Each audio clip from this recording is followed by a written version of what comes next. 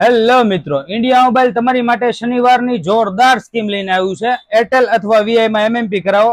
જો તમારામાં રિચાર્જ નથી તો રિચાર્જ અમે કરી આપશું અને સાથે અમારી તરફથી એક સ્પેશિયલ ગિફ્ટ આપશું ફ્રીમાં।